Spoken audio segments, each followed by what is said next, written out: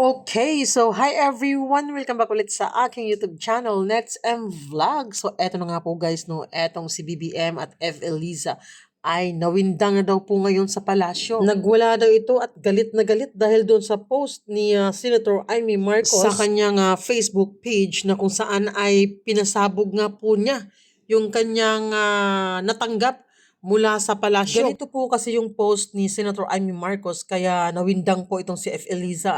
Sabi niya, sa lahat po na nagpapadala ng impormasyon, larawan, iba pa tungkol sa usapin ng droga na aking hinarap, tinanggap at gustong solusyonan para sa aking pamilya at ating bayan. Ayun po kay Senator Amy Marcos. Tapos may message po siya doon sa mga whistleblower po doon sa Malacanang. Sabi niya, ligtas po ang inyong pagkakakilanlan at tatanawin ko itong malaking utang na loob sa mga nais pang magbahagi. Ingatan ko kayo. Aguroy! Grabe guys, Alam niyo po ba kung ano ang ginawa ni PBBM? Ito po ang kanyang ginawa. Tinanggal kaagad niya ang Presidential Security Chief ng palasyo. Pinalitan dahil sa FB post ni Senator Amy Marcos. Hala! At ayon naman po sa mga commenters, sabi nila, okay lang daw. Kahit palitan ng bago, at least yung mga videos, mga pictures at iba pa na kung saan nagpupulburon daw itong mag-asawa na ito at siya kasama itong anak nila, at least hawak na daw ni Senator Amy Marcos. So eto guys, ipapanood ko po sa inyo ang isang ex-general na siya po mismo nakakaalam din po about sa pulburon video na ito dahil may tumawag daw sa kanya na one of kanyang friend daw or kasamahan dati na yun nga napanood din daw po niya ang bagong video na ito.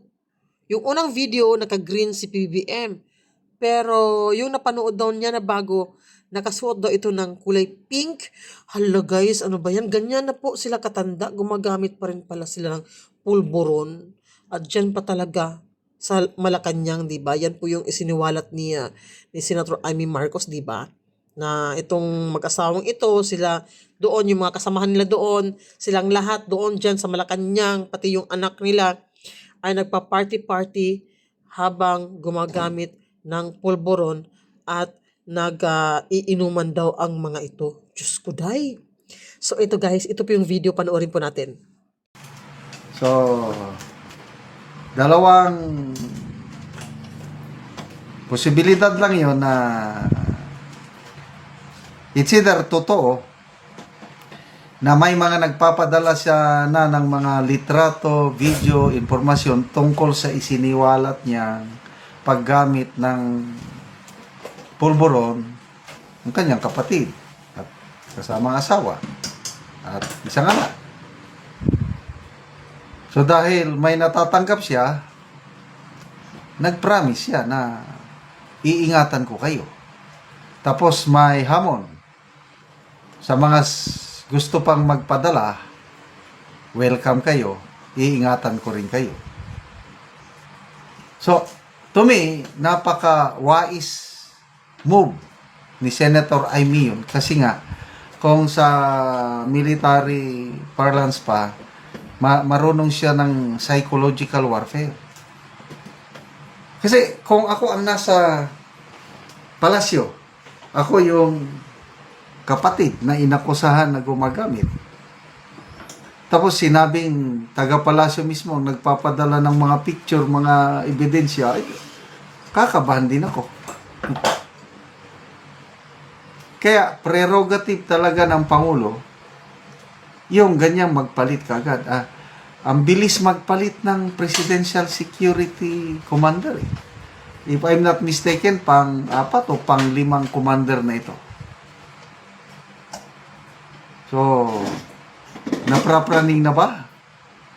I don't know. Depende sa inyo. Ano kaya ang gagawin ni Senator Amy kung totoo?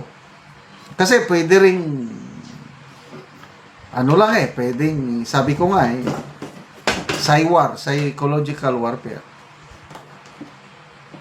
Pwede ring wala.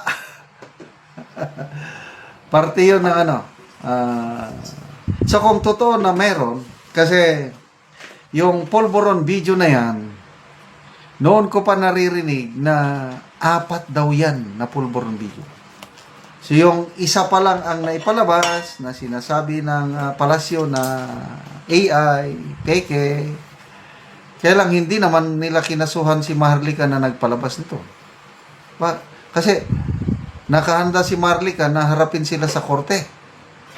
Biruin mo yan, napaka-damaging yun na akusasyon na pinake ni Maharlika yung pulburon video.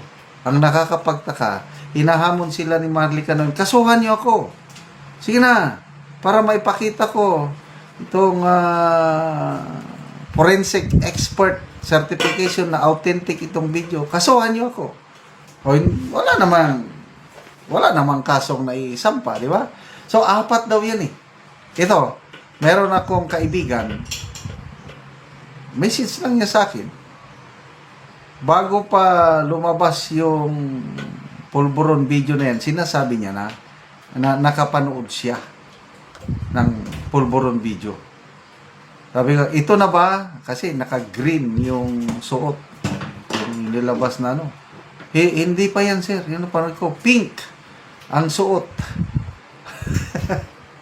So, ito na ba ang hawak ni Senator Amy? I don't know. So, nakakabahala na po itong mga I don't know, how do I call it, yung lumabas na bali-balita lang ha. Politico.com ang naglabas na merong grupo ng mga military na gustong iupo si Mr. Ramon ang chairman ng San Miguel Corporation as president to solve the issue. Kaya, yan na lang. Nagtagpi-tagpi na yan. Nang dahil sa post ni Senator Remy, na may mga informant siya sa loob ng palasyo, sundalo, empleyado, tapos yung Ramon Angulo na ipapaupo daw ng mga military generals na maging pangulo, tama lang yung ginawa ng Malacanang. To be sure, to be safe. Mas maganda. Depende kasi yan sa commander. Itong Commander Abayon, Commodore Abayon,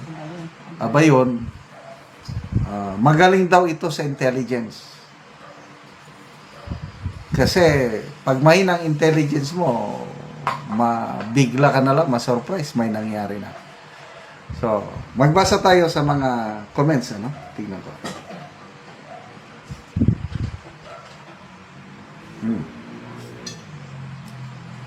Pasita Fernandez, thank you Senator Amy sa lahat ng katotohanan. Ram Buena, takot sila. Sige lang, magpagod kayo sa kahanap ng ipanira nyo. Yes, dapat lang, konting ikot na lang. Ha, ha, ha. Palitan ninyo, mas lalong magmawawala ang mga yan.